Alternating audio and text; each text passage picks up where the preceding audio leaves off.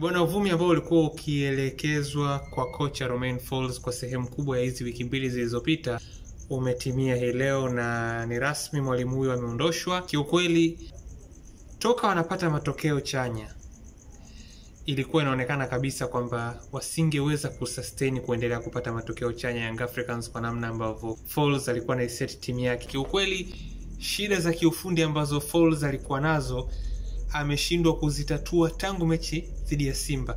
Afadhali labda ingekuwa kwamba kwa mwalimu mpya kuna shida mpya zinaibuka kila siku, unajaribu kuzitatua kutokana na ugeni wako, lakini kwa kiasi kikubwa sana kwa Romain Folz imekuwa ni issue ya kwamba shida hiyo ya msingi, muundo wa kiuchezaji haubadiliki, timu haiperform vizuri, na wala huoni dalili ya mwalimu kujaribu kukirekebisha hicho kitu. Sasa kiukweli kama mwanzo tu ni matokeo peke yake ndio yalikuwa na kuweka kwenye kibarua chako, hebu fikiria mechi mbili za mwisho za kiushindani, hata ushindi wenyewe huupati kwa mpira ule ule. Hakuna namna ambavyo viongozi wa Young Africans wangeweza kuliacha ili lipite. Leo tu nilikuwa na utazama mchezo, mimi binafsi nilikuwa sijui majukumu ya Dumbia na Mudathir yalikuwa yanatofautiana kwa kiasi gani. Huyo Pacome anapewa mzigo mkubwa, kila sehemu awepo, aguse mpira. Mwalimu ni kama vile alikuwa ameshaanza kuwekeza akili yake yote kwenye uwezo wa wachezaji kuliko kuwatengenezea muundo ambao ungeweza kusaidia ule uwezo ambao tayari wako nao. Muundo sahihi, mchakato wa kuisaidia timu kufika mbele haupo.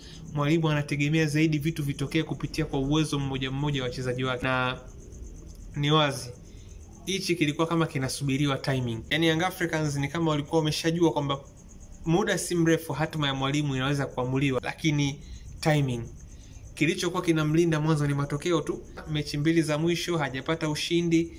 Kadri siku zinavyozidi kwenda, muundo wake wa kiuchezaji haubadiliki, timu inadorora kwenye namna ambavyo inapata matokeo yake mwisho wa siku, na hata kile ambacho alikuwa anaweza kukifanya kwa uzuri, kwa maana ya kujaribu kufanya mabadiliko ambayo alikuwa analeta tofauti kwa kiasi kikubwa sana kwenye mechi zilizopita, kwa mara mbili sasa hivi mfululizo sabu zake zimeshindwa kumpa kile ambacho kilikuwa kinamtoa dhamana kwenye michezo kadhaa ya kiushindani hapo mwanzo.